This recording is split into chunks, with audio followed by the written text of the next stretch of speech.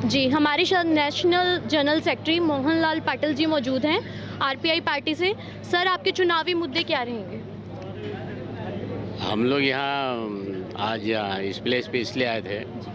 मैं doctor Mohanlal Patil, Republican party of India, Ambedkar का राष्ट्रीय महासचिव हूँ। जी। हमारे साथ में हमारे पास राष्ट्रीय प्रवक्ता सुनील कुमार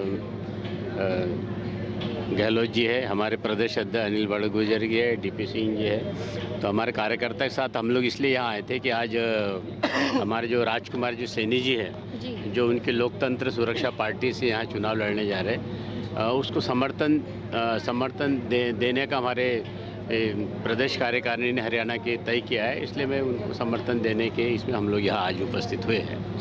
जहाँ हमारे रिपब्लिकन पार्टी अम्बेडकर की बात है, हरियाणा में अधिकांश सीटों पर अपने प्रत्याशी खड़े करने जा रहे हैं, लेकिन इस सीट पर हम लोग राजकुमार सैनी जी के समर्थन के लिए हम लोग यहाँ उपस्थित हुए हैं। और पार्टी के मुद्दे तो हमारा मेन मुद्दा पूरे देश में हम लोग चल ही रहे कि संविधान बचाओ देश बचाओ हमारा प्रमुख मुद्दा है।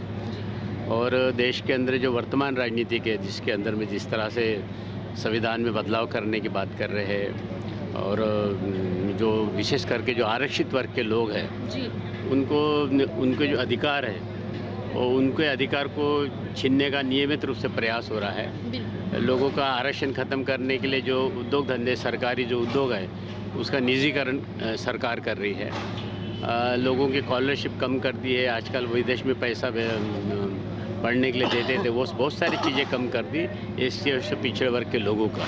तो हमारा मुख्य मुद्दा है कि आरक्षित वर्गों को जो लाभ डॉक्टर बाबा साहेब अम्बेडकर ने संविधान में जो उनको मूलभूत सुविधा दी थी, उन सुविधा की हम लोगों को सुरक्षा करना है और उनको नियमित रूप से वो उनको मिलता रहे। बाकी मुद्दे आपको मालूम है कि यहाँ किसानों का मुख्य मुद्दा है। किसानों जो एमएसपी के ऊपर जो उनको करना चाहिए, भारत सरकार वो कर नहीं रही है। बेरोज़गारी है, महंगे, बहुत सारे ऐसे मुद्दे हैं, वो सभी कॉमन मुद्दे हैं सभी पार्टी की तरफ से। और हमें ऐसा लगता है कि भारतीय जनता पार्टी को परास्त करने के लिए सब लोगों ने इकट्ठा आना चाहिए, क्योंकि अगर देश में अगर संविधान ही नहीं रहेगा, लोकतंत्र नहीं रहेगा, प्रजातंत्र नहीं रहेगा, तो देश की एकता और अखंडता खतरे में आएंगी। इसलिए हम लोग डॉक्टर बाबा साहब के अनुयायी हैं और डॉक्टर बाबा साहब अम्बेडकर ने हम लोग को रिपब्लिकन विचारधारा दी, रिपब्लिकन थॉट्स दी हमको, जो समता, स्वातंत्र्य, बंधुत्व और न्याय पर आधारित है। इन विचारधाराओं को, रिपब्लिकन थॉट्स को पूरे देश के अंदर में हम लोग आगे बढ़ाने का काम हम लोग कर रहे हैं। आप डॉक्टर बाबा साहब के संविधान के अनुसार अनुयायियों की रक्षा कर रहे हैं, तो आपका नौजवानों और महिलाओं के लिए क्या कदम रहेगा? आपको लगता है आरक्षित समाज के साथ बहुत अन्याय हो रहा है, साथ साथ आप नौजवान और जो महिलाएं हैं, जो आजकल महिलाओं के विरुद्ध इतने आपने अत्याचार सुने हैं, इनके लिए आपका क्या प्रावधान है, क्या योजना रहेगी?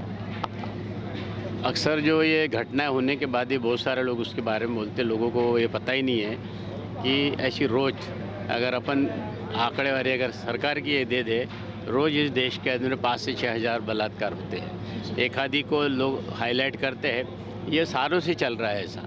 और ये रोजगार तो है ही नहीं देश के अंदर में। जो सरकार, राज्य सरकार हो या भारत सरकार हो, जिस तरह से लोगों को रोजगार दिलाएंगे करके जिस तरह से चुनावी मुद्दे बनाती है, तो मैंने नहीं देखा। बहुत बेरोजगारी बढ़ी है।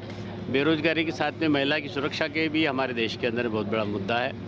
हम तो चूँकि हम सबकी सुरक्षा की बात करते हैं, नौजवान हो, महिला हो, कोई भी हो, सबकी सुरक्षा की बात करते हैं। क्योंकि पार्टी में जब तक ये देश के अंदर में यहाँ से बदलाव नहीं होगा, मानसिक रूप से बदलाव नहीं होगा, तब तक लोगों में ज़्यादा परिवर्तन नहीं होगा।